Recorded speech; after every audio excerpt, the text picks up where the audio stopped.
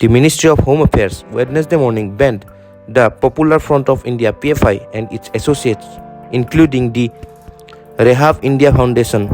RIF and the Campus Front of India for 5 years under Unlawful Activities Prevention Act. The MHA banned the PFI and its associates and issued a Gazette notification a day after the second nationwide crackdown on radical outfit. In the 5 days, with police teams across the nation conducting raids Tuesday and detaining or arresting multiple people with alleged link to the radical outfit, arresting more than 270 people.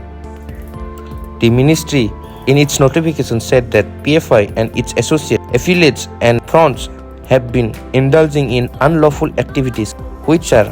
prejudicial to the India's integrity, sovereignty and security and have the potential disturbing public peace and communal harmony and supporting militancy in the country. The central government is of the opinion that it is necessary to exercise its powers under subsection 1 of the section 3 of the UAPA Act, as the PFI is involved in several criminal and terror cases and shows disrespect towards the constitutional authority of the country. Ideological support from outside, it has become a major threat to the internal security of the country. Investigations in various cases have revealed that the PFI and its cadets have been repeatedly engaged in violent and subversive acts, stated the notification.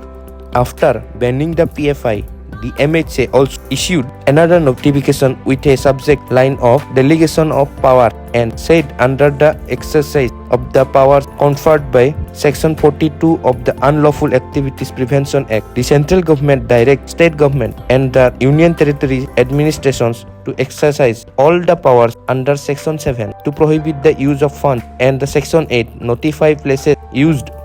for the purpose of an unlawful association of the Unlawful Activities Prevention Act or UAPA.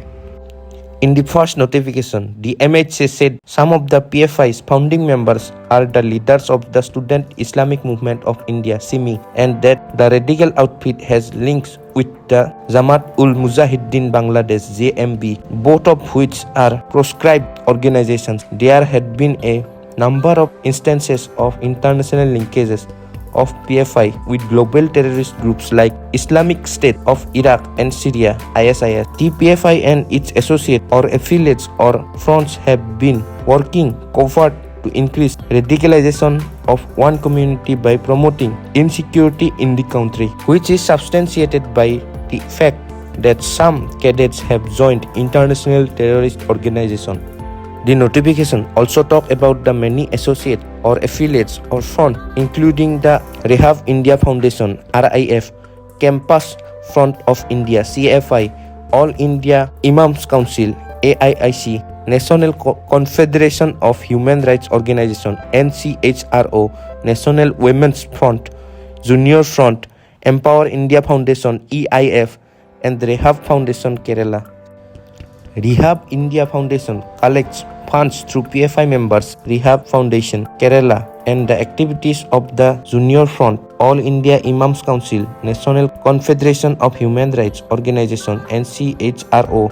National Women's Front are monitored, coordinated by the PFI leaders. The PFI has created all the associates or affiliates or fronts with the objective of enhancing its reach among the different sections of the society, like students, women, imams, lawyers, with sole objective of expanding its membership's influence and fundraising capacity. The MHA cited violent acts carried out by the PFI, including chopping off limbs of a college professor, cold-blooded killing of persons associated with organizations espousing other faith, obtaining explosives to target prominent people, places, and destruction of public properties. The notification also said that PFI cadres have been involved in several terrorist activities and the murder of several people across the country. All the crime activities and brutal murders have been carried out by PFI cadres for the sole objective of disturbing public peace and tranquility and creating a reign of terror in the public mind. There had been a number of instances of international linkages of PFI and with global terrorist groups, and some activists of PFI have joined ISIS and participated in terror activities in Syria, Iraq, and Afghanistan. Some of the PFI cadres linked to ISI have been killed in these conflict theaters, and some have been arrested by state police or central agencies. The office bearers and cadres of the PFI and MHSet, along with others, are conspiring and raising funds from within India and abroad through the banking channel and hawala, donations, etc., as the part of a well-crafted criminal conspiracy, and then transferring, layering, and integrating these funds through multiple accounts to project them as legitimate, and eventually using these funds to carry out various criminal, unlawful, and terrorist activities in India.